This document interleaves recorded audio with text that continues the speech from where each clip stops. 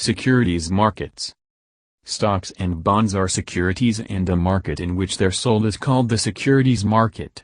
Primary securities markets handle the buying and selling of new stocks and bonds.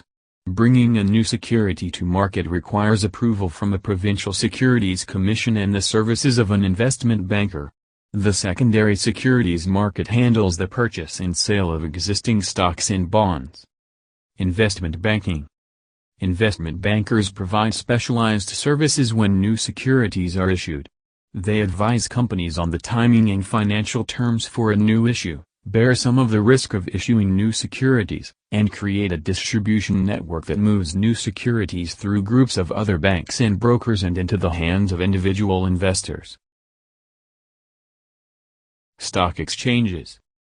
A stock exchange is a voluntary organization, typically a non-profit corporation, formed to provide an institutional setting where its members can buy and sell stock in accordance with the exchange's rules.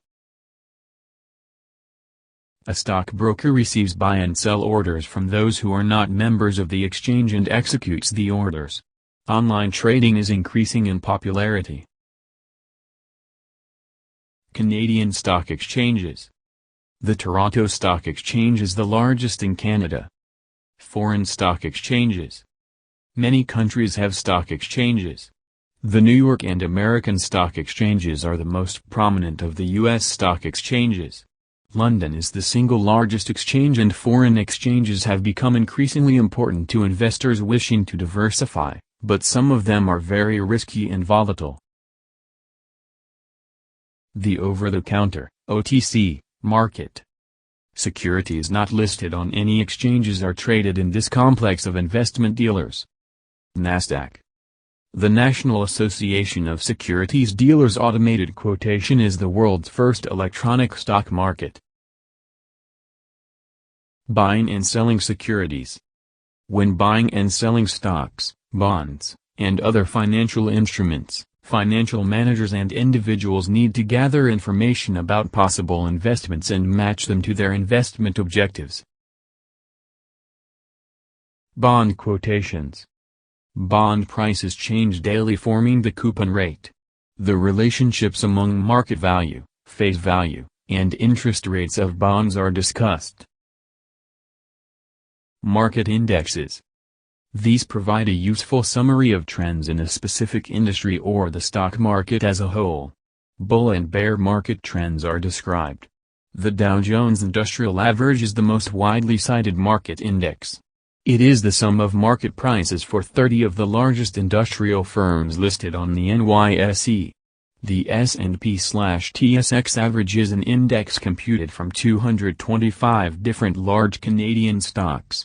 The S&P 500 index consists of 500 stocks, including 400 industrial firms, 40 utilities, 40 financial institutions, and 20 transportation companies. The Nasdaq Composite is regarded by many observers as the most important one since it includes all the stocks listed on the Nasdaq. Buying and selling stocks. Due to major changes in the industry, more and more individuals are buying and selling stocks on the internet, and traditional brokers are worried that before long their services will no longer be needed. In this section the discussion focuses on market orders, limited orders, stop orders, round lots, and odd lots. Market order, an order to a broker to buy or sell a certain security at the current market price. Limit order, an order to a broker to buy a certain security only if its price is less than or equal to a given limit. Stop order, an order to a broker to sell a certain security if its price falls to a certain level or below. Round lot, the purchase or sale of stock in units of 100 shares. Odd lot, the purchase or sale of stock in units of other than 100 shares. Margin trading. The investor makes a down payment on a portion of the price with the rest financed by the broker. The broker borrows the amount from the bank, secured by stock. The broker charges the investor a higher rate of interest than he or she pays the bank. Margin trading is very risky. Short sales. This involves borrowing securities from a broker and then selling them with the expectation that they can be replaced later at a lower price. Mutual funds.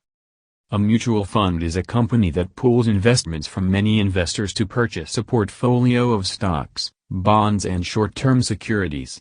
No-load funds and load funds are described. Funds differ in their investment goals, for example, safety or higher income or growth. Ethical funds are mutual funds that avoid investing in companies like cigarette manufacturers or companies that make weapons. Instead, they focus on companies that produce safe and useful products and show concern for their employees and for the environment. Exchange-traded funds, ETF. An ETF is a bundle of stocks, or bonds, in an index that tracks the overall movement of a market. Unlike mutual funds, which are priced only at the end of each day, ETFs can be bought or sold at any time during the day when the market reaches the investor's target price. Also, unlike mutual funds, which incur the costs of active management, ETFs have lower operating expenses because they are bound by rules that specify what stocks will be purchased and when. Hedge funds. These are private pools of money that try to give investors a positive return regardless of stock market performance.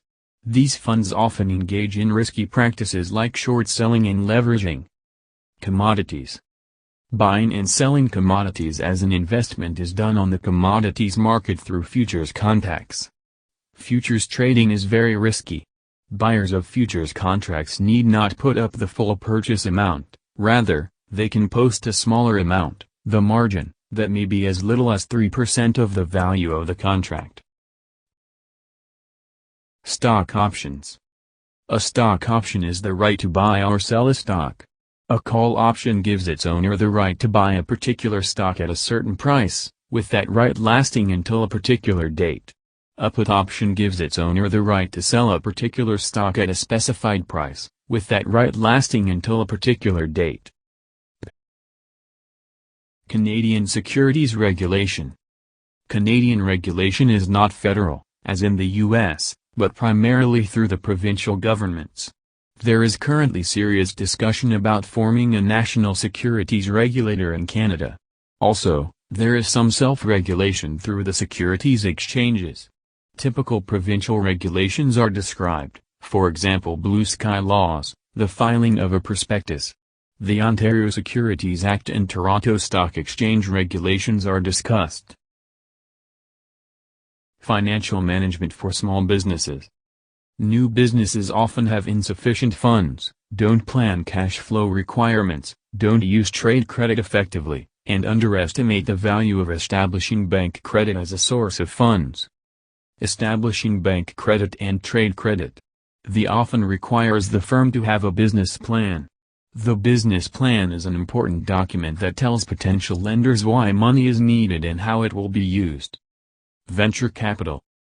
When newer businesses do not have enough funds through borrowing, they may look to outside equity funding provided in return for part ownership of the borrowing firm.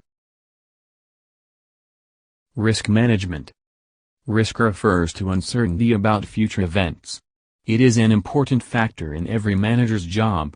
Speculative risk is the chance for gain or loss, while pure risk is only the chance of loss, a warehouse fire. The risk management process. Risk management is changing to become a company-wide activity involving all managerial levels. The risk management process involves 5 steps. 1. Step 1, identify risks and potential losses. 2. Step 2, measure the frequency and severity of losses and their impact. 3. Step 3, evaluate alternatives and choose the techniques that will best handle the losses. There are several alternative strategies that can be used. 4. Step 4, implement the risk management program. 5. Step 5, monitor results. Risk management alternatives include: A. Risk avoidance, ceasing to participate in a risky activity. B. Risk control, the use of loss prevention techniques. C. Risk retention, self-insurance. D. Risk transfer, buying insurance.